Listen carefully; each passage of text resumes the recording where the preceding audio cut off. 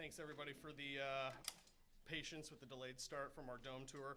We'll get rolling with volleyball as the Panthers took third at the Doubletree Invitational down in Dallas this week, defeating Stony Brook on Thursday before falling to SMU and Washington on Friday and Saturday. In the event, Jaden Peterson was named to the all-tournament team, recording 5 total aces. 4 matches, a very big week for the Panthers this week as they host Iowa State on tomorrow night at 6:30 p.m. here in the McLeod Center before heading to Omaha for the Blue Jay Invitational in a very tough field that will include Rice, Louisville, and Creighton. Here to preview the busy week, Coach Peterson. Thanks, Joel. Just a little bit about our weekend in Dallas. I thought it was an opportunity for a lot of different challenges, and I thought we had a lot of growth and learning during those challenges. We started off with Stony Brook. I'm not going to go through each match in detail, but had a really good start against a really good Stony Brook team. I thought we did a lot of things. We were very balanced offensively. And then I talked a little bit last week about game planning and being able to do some things with a younger team that I didn't think I'd be able to do. And I thought this whole weekend that was one of the huge positives. We could do a lot of game planning. I think the counter side of that is just being able to also allow ourselves to put in the volleyball IQ part of that. So you can have some game planning, but there's the volleyball IQ part needs to take over sometimes. And I think we're working on that part of it and need to be a little bit better at that. With the 2 teams, SMU and Washington, 2 very big physical teams. SMU is rated in the top 15 for a reason. What I liked about playing those 2 teams and how we did was I thought SMU, even though the scores probably didn't show it, I thought we were played at a very high level for part of that match. And I think for us, we just have to find ways to sustain that. How we get a kill is going to look very different than how SMU gets a kill, and so being able to work through that a little bit better. But we had some really good high-level rallies, I guess, against SMU. It's just being able to sustain that for periods of time, not get frustrated when we're not coming out on the winning end of some of those rallies. We're going to have lots of opportunities in our next 4 matches to have a lot of that similar type of physicality that we're going to be going against. So just being able to respond to that a little bit different. Washington, we had opportunities and for sure 2 sets to win those sets, and then not being able to finish those are things that we had to go back and look at. So why are we not finishing? Is it things on our end that we need to be better at? But a great growth opportunity there for us to learn and figure out how to handle different things better. The positive thing is I thought everyone had great performances at different times. It's just we have to be able to, a team like ours, we have to be able to all be on the same page at the same time in order to compete against some of the teams that we're competing against. So being, again, more consistent with what we're doing. I think the biggest thing for changes for us for this next week is being able to offensively put ourselves in a better position. So we're getting some touches on defense. We're not able to turn that into offense. And so a lot goes into that. You guys have heard me over the years. You got to better the ball. You got to better the situation. Decision-making becomes a big part of that. So just getting a little bit better at those things. The hard part is with our schedule, we had a normal practice, what I would call, where you can get in and get after it on Tuesday this last week. Our next opportunity to be able to do that will be a week from this Wednesday, just because of our schedule and trying to keep people rested, having pregame practices that you don't really get after it like that. So lots we want to work on, but not really a lot of opportunities to be able to do that over the next week and a half. But when we have that opportunity, we will definitely get in there and do that. As Joel said, we have Iowa State tomorrow. So I know there's lots of tickets left, so please get out there, get to this match. We want to bring them in here to an awesome environment that we know we're capable of having. Iowa State, we love this rivalry between the 2 schools. We have so much respect for their team and their coaches. Love to get this back. I think it's been a 2-year hiatus since we've played.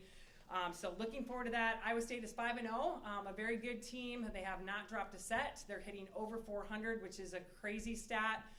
When you look at their team, every starter has over 2.5 kills per set. That is incredible as well. I don't think there's any team in the country that is that balanced. So it's not like you can focus on 1 or 2 kids. You have 6 kids that are capable. Part of that is because of Morgan Brandt, who's their setter from Sumner, Iowa, right here in this area. Just does a really good job. She's a senior, very veteran in what she's doing, and runs a great offense. They're always well coached, defensively scrappy. They'll be a big physical block, much like we saw this weekend. So a lot to prepare for this match tomorrow. So we'll get in there and do a little bit today. But looking forward to it. You know, there's a lot of emotion that goes into matches like this. Probably more than other matches, so we have to work to make sure that we're controlling that. Volleyball is a very technical sport, so you have to be able to hone in on those emotions and make sure you're using them in the right way. So, but looking forward to it, looking forward to packing this place. And then we turn around and go into our rotating tournament that is one of the most competitive tournaments we'll play in this season. Start off with Rice, who is extremely good. They didn't graduate anybody from last year, have a transfer from Michigan State that is leading the way for them. They have competed against Texas, Texas A&M, and Baylor, and although they did not win those matches, they took a set from each of them. They're all in the top 15, so a very good Rice team that we'll start off with on Friday. Louisville is ranked 3rd in the country, so obviously another good team there. And then Creighton, as always, in the top 15. So a really competitive, fun opportunity to have another chance to be challenged, but grow in a lot of different ways. So looking forward to this week. It's going to be crazy, but it'll go fast, but really looking forward to getting our kids out there. Any questions? Especially given that you've started this busy stretch of matches this past week, how do you feel about the way the team's been able to move from one match to the next, something they'll have to do for a little while, and to go from hopefully improving on each performance to the point where you understand, like, among other things, winning doesn't mean you do everything right, but losing also doesn't mean you're doing everything wrong. Right, correct. And I think, you know, that's what I would say we have grown so much from just last weekend to this weekend. You know, it's not always, like you said, result-based, but we're playing a lot better than we were last weekend. So we had a lot of growth in that area. I think it was tough, but I think it was a good challenge for us to play a 7 o'clock match on Friday night and then turn around and have to be completely ready to go at 11 o'clock, actually before that, because by the time you do scout and everything, I mean, they're up by 7 o'clock and they have to be ready to go and paying attention to film. So we're being challenged in a lot of different ways. So I think that will help us. You know, we have one match per weekend, and just our schedule's a little bit better at Creighton than it was against at SMU. So hopefully that'll help a little bit as well. All right, thank you. Coach, can you talk about Iowa State again, about what makes them so, you know, they're undefeated, haven't lost a set. Is this a team that, you know, has like maybe an advantage over UNI?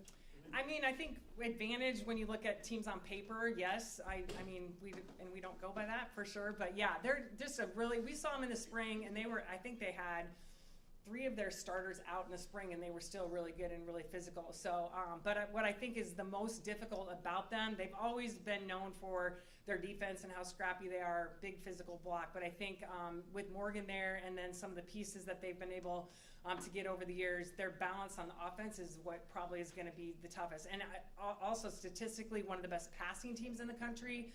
So what that means is they're in system a lot, so they're able to run all of those different options. But I think that's the part, you know, there's not a lot of game planning you can do when you have 3 people in the front that can all do the same exact thing and put the ball away. But we still will. You have to take some risks and take some chances and do some guessing a little bit. But I think, like, offensively, they're probably one of the best Iowa State teams that I've seen in the past few years. So always, like I said, great on the defensive side, but offensively they've improved a lot. How much do the players get up for this big in-state rivalry? Yeah, I think especially because we haven't played them the last couple years, it'll be awesome. I think, you know, there's some players on Iowa State's team that are from Iowa, and so some of our kids know them from different things. But I think just having that interstate rivalry in any sport that we do, you know, you're going to have that emotion and that excitement. Everybody wants to own the state, you know, as they say, but we don't play everybody in the state. But just having the opportunity, and like I said, we have so much respect for them and what their coaches do, and I feel they have the same thing for us. So I love that. I love it's a healthy rivalry. Obviously, it's a gritty rivalry as well. I think there's been some social media out the last time I don't know if it was the last time we played here, but one of the last times we played here, it was a 3.5-hour knockdown, drag out. You know, I called it a street fight by the end. It was whoever was going to be standing at the end, but 3.5 hours battle is a long volleyball match, but so it's usually a very gritty battle and a lot of fun as well. All right, thank you. Should also note UNI has won 3 consecutive matches against Big 12 opponents, beating Iowa State in 2022, TCU in 2023, and West Virginia last year. Shifting gears to soccer, UNI is coming off a 2-0 shutout of St. Ambrose on Thursday with a goal scored from Denise Camarena and Sydney Bursky, with Kennedy Buntenbaugh also notching her first solo career shutout in goal. The Panthers will wrap up the non-conference portion of their schedule this Thursday at 4 o'clock when they host Iowa State. It's Beat State week around here. Here to preview that match, Coach Place Thomas.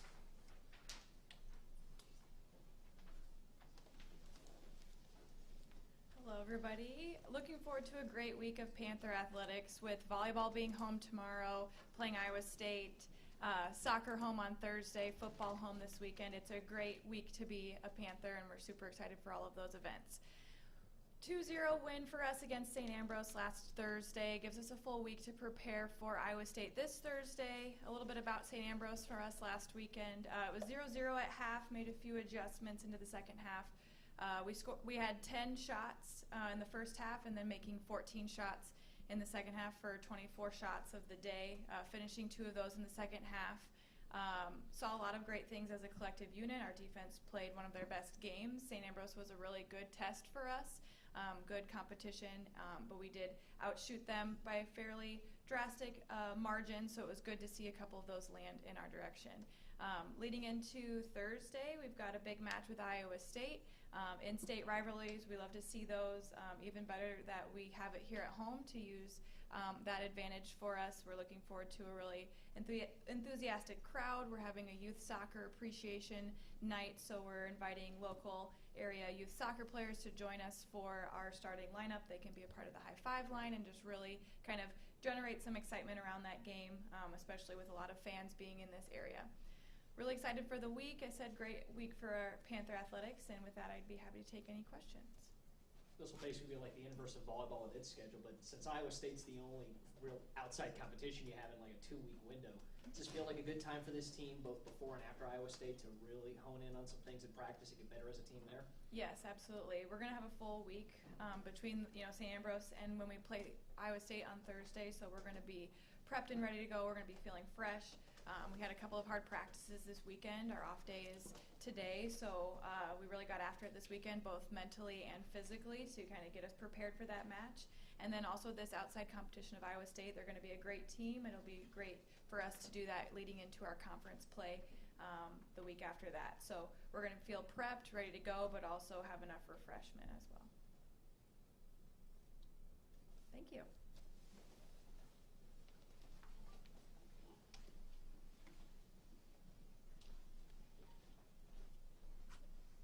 All right, shifting gears to cross country. UNI back in action this Friday when they head to Normal, Illinois for the Redbird Invite. First race begins at 10:30 a.m. I believe, is it men first? That's a great question, Joel. We will let you know and once we get that information. Here to preview that meet, Coach Toible. Hello, everyone. So we are really excited.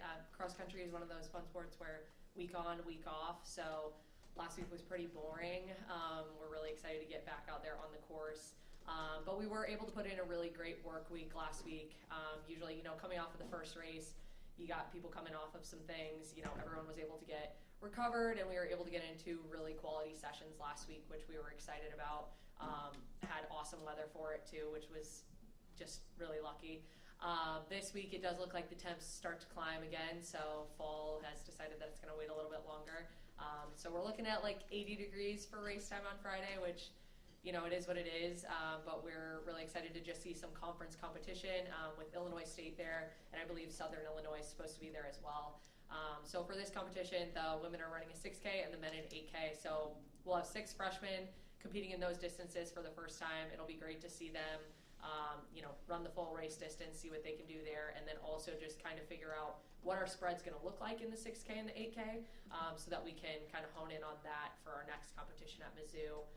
But overall, really excited with how everyone's looking. On the women's side, we'll be adding in 2 additional people that didn't run at Iowa State, a freshman, Lindsay Sonderman, and then a 5th-year Melody Ochana. So being able to see what our team looks like at full strength will be great. But yeah, just kind of looking forward to seeing what we can do in our 6K and 8K opener and kind of go from there. Any questions? I know I asked the last time you were here about the familiarity of Mhm. going to a lot of the same courses. How especially nice is it with how well the women have done at this particular event the last few years to also have that potential advantage going back to this course? And so something that I really love about this meet is it's one of the few meets that is similar in terms of numbers for conference. So like Iowa State, very few numbers at that meet, not a lot of bodies. When we go to Mizzou, it's people everywhere. Neither of those are like conference. So this one is very close to a conference simulation, and yeah, they've historically run really well there. I think last year Emma Hoynes got second, and then Caleb Shoemaker got fifth. So a win is an achievable thing, which is always fun going into especially a cross-country race. Everyone's running the same distance, so going for a win is always exciting. And yeah, trying to take down Illinois State is always really fun. Awesome. Thanks, everybody. Have a good day.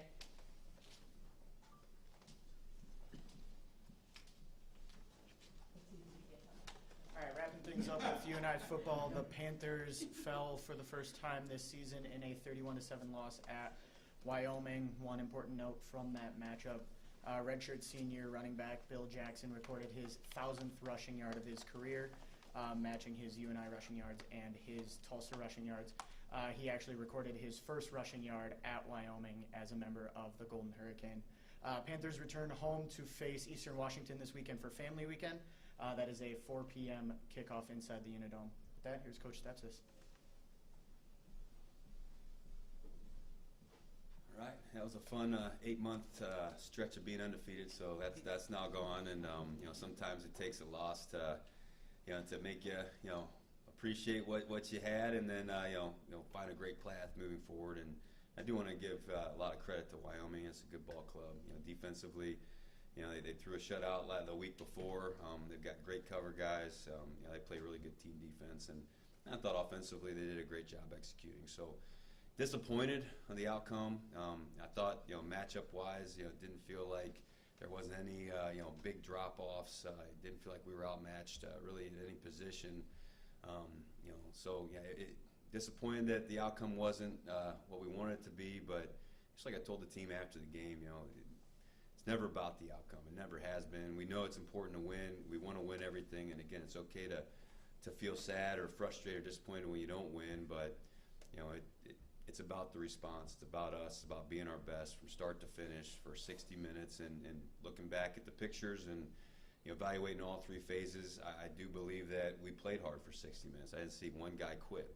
I saw when things weren't going well, I didn't see a lot of finger pointing. I saw positivity, I saw encouragement, and I saw a lot of good things, whether it was individual plays here and there or just whether it was the psyche of the team, from start to finish. And then like I told them in the locker room at the end of the day, the sun will come up tomorrow. While we can be disappointed for 24 hours, we need to be able to turn the page. We need to be able to move on. And, whether they played a great game or whether they didn't play a great game, we're still going to love them the same. We're still going to coach them hard, and we're going to move forward. And so, offensively, gosh, not enough explosive plays. I think just in general, we're not run blocking well enough. So when you play a great team, and we're going to face some really great teams here in the future, including this week, just fundamentally, we're targeting things right. We're just not finishing blocks. So that needs to improve. We need to take care of the football in critical situations. Those second half turnovers absolutely killed us, especially in the red zone. Defensively, we're just not playing consistent team defense. If you ask me, what's a characteristic of our system, the star of the defense is the defense. There isn't a guy that should lead the game in tackles every week. Man, everybody collectively's got to do their part. And so at times you see that. But more times than not, you don't. So, again, becoming familiar with the system, taking better angles to the ball. Conversely, on that side of the ball, we're not getting off blocks as quickly as other teams are getting off of ours. So, again, all those things in practice we can work on, continue to get better, continue to coach better. I think anytime, a team doesn't perform well, that is on me and it's on our coaching staff. So, we've identified some critical areas that we need to improve on, and special teams probably the biggest. We spend a lot of time, trying to become an elite unit. We put starters on those units, and boy, we had too many turnovers in special teams this week. We had a punt blocked, which wasn't good, and our coverage and our punt team wasn't great either. So, missed a field goal too, early, which would have given us the lead right from the jump. But again, all of these problems, are fixable problems. Again, they starts with us as coaches, and we'll continue to coach every single guy hard. We'll continue to build depth. We'll continue to give guys opportunities, continue to pour into our players. So, moving on to this week, face a team that I think, has had a tough early start. I can't imagine, Megan and I have a great relationship. Man, if she ever schedules 3 straight road games, man, we might have some words. I mean, like, this is their 3rd straight game on the road. They were in Texas, and then they were at Boise, and now they're out here. And so, they've played some tough teams, and they're coming into our environment, which everybody knows is a tough place to play. And so they're battle-tested, so I think that's something they got going for them. They've got tremendous skill in all 3 phases. So, offensively, again, we're gonna need to be able to get the ball to our playmakers. We're gonna need to get them running one direction so we can somehow find some creases going the other way. They've shown some susceptibility into big plays, and so how can we capitalize when we get a guy open to bring it in, throw a good ball, bring it, and make catches. Defensively, they've got guys that just absolutely can take it to the house every time they touch it. So again, and they make you defend 11 on 11. So their quarterbacks, whether it's the guy that's been starting, he got hurt last week, so whether he's back or the backup's back or the 3rd string guy's back, they recruit a certain skill set at that position where you can't just hang out in the middle of the field and watch everything develop. You got to get that guy involved in stopping that QB. So they get you going one way, they're pulling guys the other way. There's a lot of misdirection. So we're going to need to be able to make sure we again get on those blocks, get off those blocks, get to the ball. 11 guys to the ball carrier. That's going to be important. And again, special teams, we just need to clean it up. The penalties can't happen. The protection's got to be better. And we got, when we get into field goal range, we got to hit those. We got to make those, and we can. That's something also I told those guys at the end of the game. We're still we're coming right back at you. Just because you drop a pass, just because you miss a kick, and it doesn't mean that our belief's going to waver on you. We're going to put you back out there, give you another opportunity. And again, I can't wait to be back in our dome and be home again. So, any questions? Yeah, in a game like Saturday, where you're right, it didn't look like there was a lot of difference between your 2 teams. It comes down to the details, whether it's the penalties, the turnovers, the tackling angles, and stuff like that. When you see that kind of stuff, is it a matter of focus? Is it a matter of just needing more repetition? I mean, how do you hone those details going into the next week? I think it's a combination of all those things. So here you have a moment that's a little bit bigger. You got a bigger crowd. You've got elevation to deal with. You've got just some stimulants that you try to mimic in practice. Whether it's crowd noise or intensity or stress, and until you get there, it's really hard to copy. And so for us, football is a fundamental game. I think it's Vince Lombardi that said it's blocking and tackling, and everything else is mythology. And it's 100% true. And so in practice, you want to still be cognizant of the health of your team and making sure that, hey, you want to go into a game with a full tank of gas. But then how do you work on those fundamentals? Like, how do you become a better tackling team in a short week? You have to have some creative ways to do that. So whether that's in an 11-on-11 period, getting good angles to the ball and getting in great body position, or whether it's close quarter drills where, hey, I'm getting the feel and the fit of a tackle, but not the collision and the impact that I might in the game. And so I think if we continue to do those things and be creative in practice, okay, this first step needs to be here. Let's rep that. This is how I need to be when I engage on a linebacker or a down lineman. Boy, is my pad level the right way? Is my hand placed the right way? Do I have a great base? Are my feet staying active? Are they going dead on contact? Like all those things, you break them down part by part, in your individual drills, and then how can you then speed them up against yourselves and then against our defense or our offense to have some good on good. And I think the more of that we can do while keeping guys healthy and safe are going to help us, get ready for the game speed on Saturday. I know you don't look for moral victories out of stuff, but I think, and my numbers could be wrong, but last year you guys had 8 sacks in 12 games. You had 4 on Saturday. That's got to be something you look at and go, hey, we're making some progress there. Oh yeah, I think really both sides of the ball.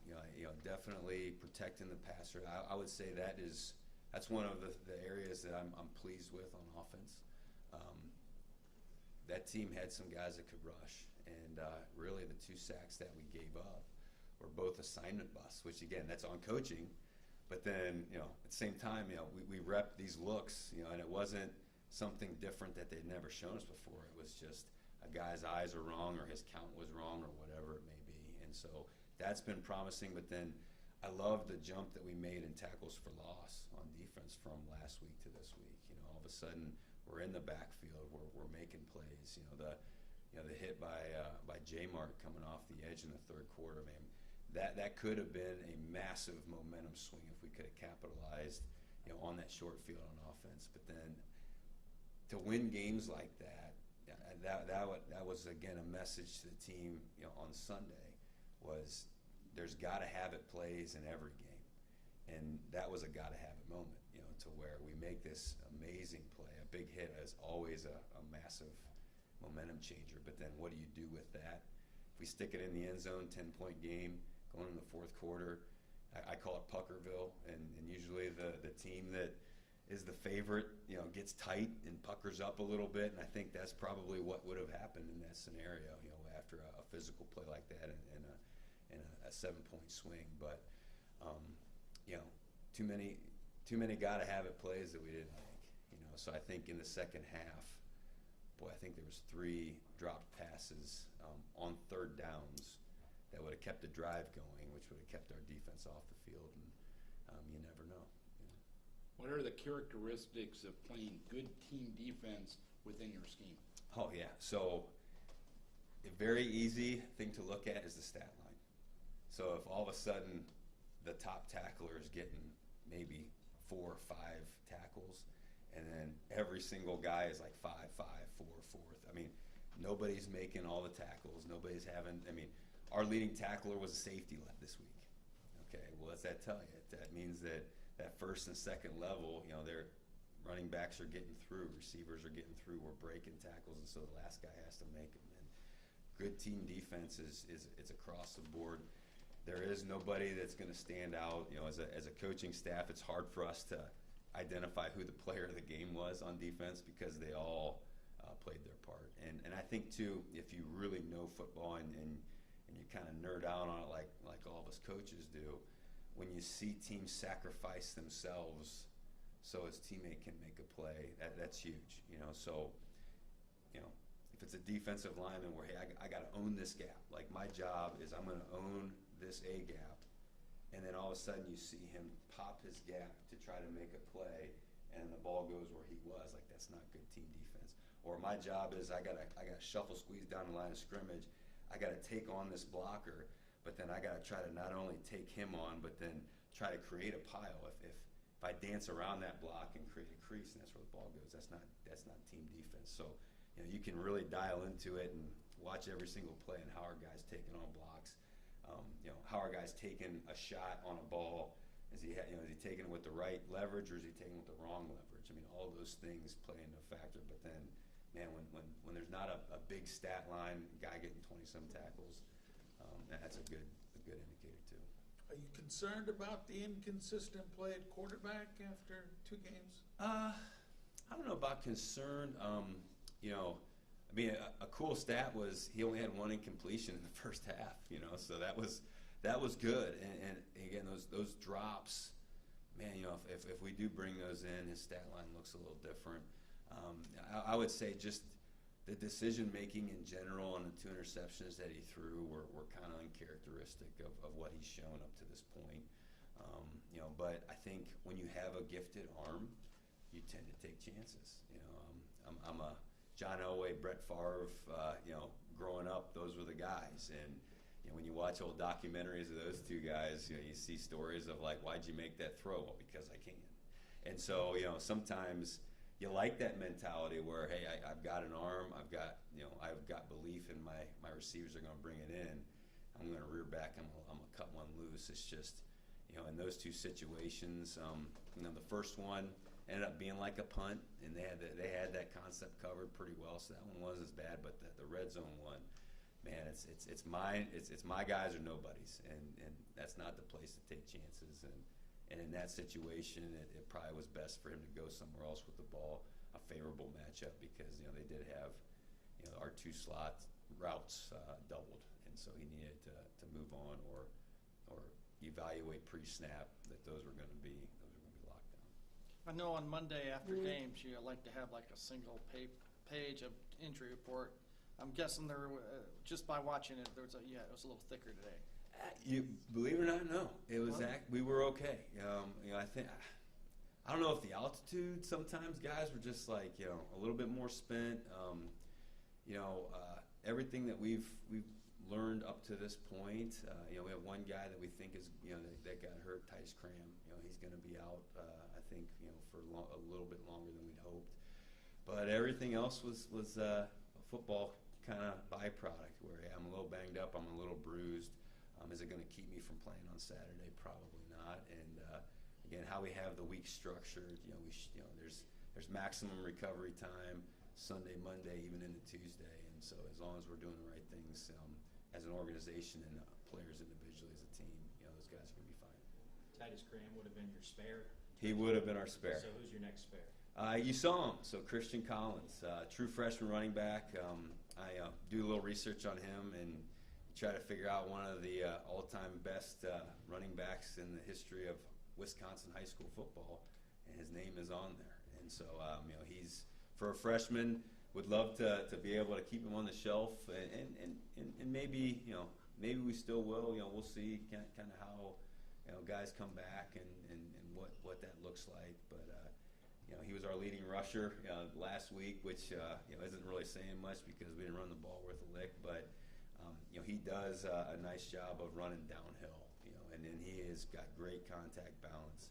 And that's what really made him a great player in Wisconsin. It's not like he's a 10, 500 meter guy. It's a guy that, he's got the wiggle to make it tough to square him up. I think sometimes those backs, I think Bill's got that characteristic, even Harrison to an extent.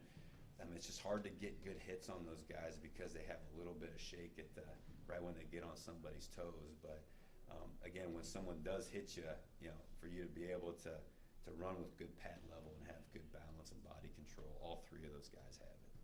It seemed like Wyoming at times was trying to outflank you and just outsprint you to the perimeter on Saturday. Eastern Washington historically has always really spread teams out. But it seems like at the same time you guys play your base defense a lot. So what's that equation like between putting maybe a faster guy in a sub package on the field, especially when you're taking on these teams that are going to want to try and outrun you?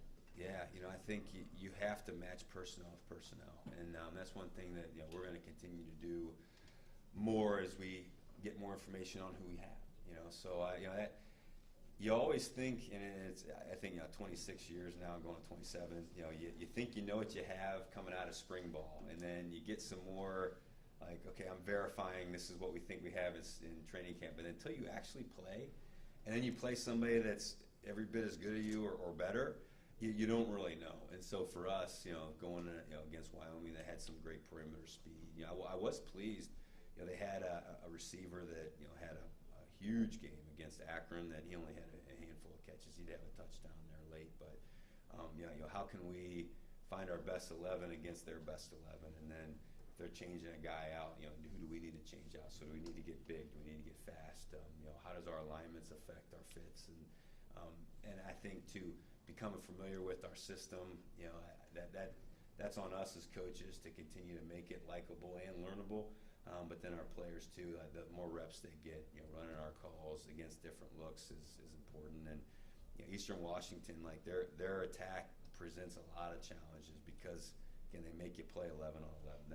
That QB is a runner and he is a running back, and they'll spread you out. They'll put 5 wides out there. They'll make the box really light. So you got to decide, okay, how do you like your matchup against your quarterback, 1 versus 1, or do you going to get another guy or another half a guy? And so, I think looking at their personnel, we're probably going to need to run a little bit more nickel, maybe a little bit more big nickel, quick nickel, depending on who's in there. Some more dime and some more dollar. And so, our defensive staff, they're doing a good job of rotating people in. I think that's one of the positives is we're getting guys game experience.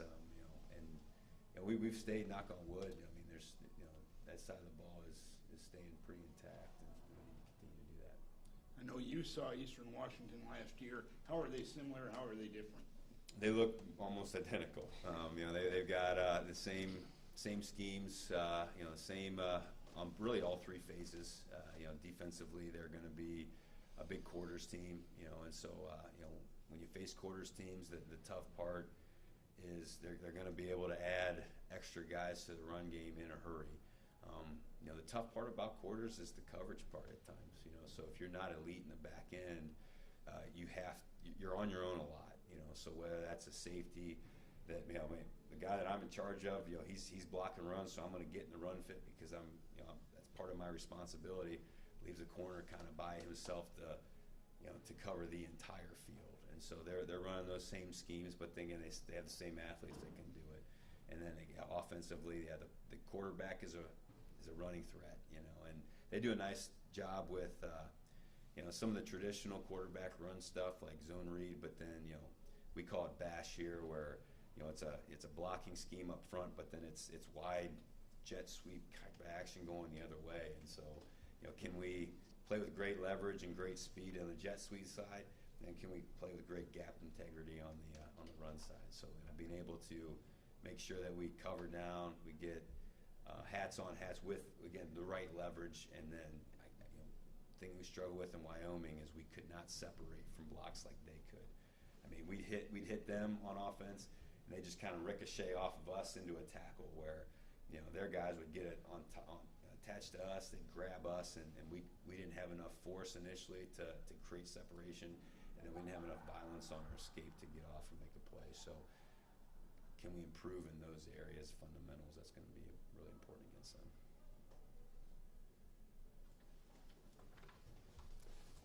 All right, thanks, guys. Thanks.